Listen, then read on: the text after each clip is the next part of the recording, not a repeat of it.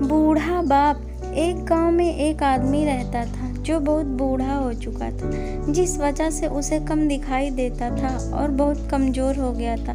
इसलिए अपनी बची कुची ज़िंदगी अपने बेटे के साथ बिता सके, इसलिए शहर में रह रहे उसके बेटे के घर रहने चला गया। बेटा एक शहर के छोटे मकान में रहता था। मकान तो उसका छोटा था, लेकिन उसके अंदर जो चीज़ें थी वह महंगी थी। उस मकान में बेटा, उसकी पत्नी और उसका एक 5 साल का बच्चा, यह छोटा सा परिवार साथ मिलकर रहता था। बूढ़े पिता के आने से उसके परिवार का एक सदस्य और बढ़ गया। यह पूरा परिवार रोज़ सुबह शाम डाइनिंग टेबल पर साथ में खाना खाया करता। बूढ़ा पिता अपनी कमजोरी के चलते हमेशा खाने की चीज़ें नीचे गिराता रहता और कई बार कांच के बर्तन भी टूट जाया करते थे। कुछ दिनों तक तो बहू और बेटे ने यह सब सहन किया, लेकिन बाद में वे दोनों बूढ़े की ऐसी हरकतों से चिढ़ने लगे। एक दिन बेटे ने कहा कि ऐसा कब तक चलेगा, हमें कुछ करना पड़ेगा।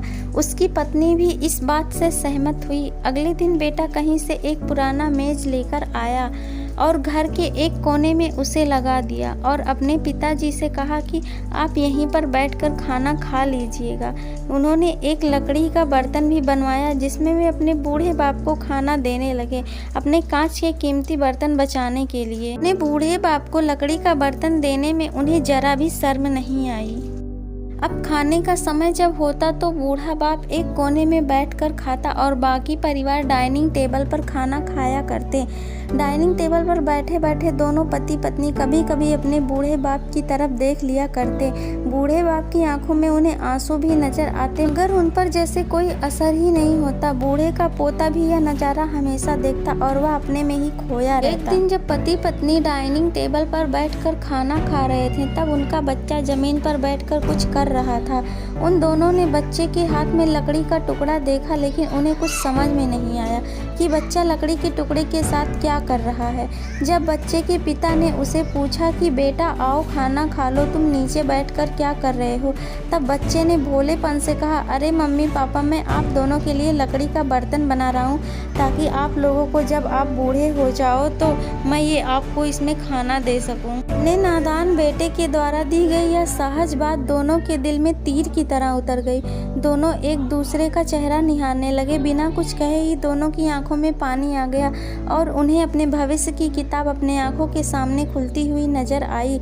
उन्हें समझने में ज़्यादा देर नहीं लगा कि अब उन्हें आगे क्या करना पड़ेगा।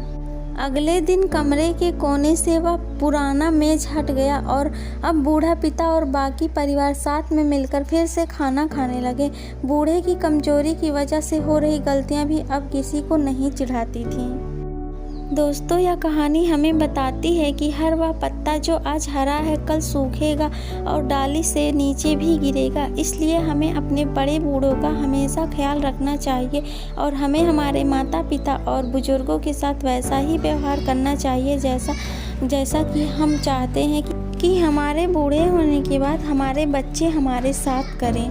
Thank you. Please like, share and subscribe.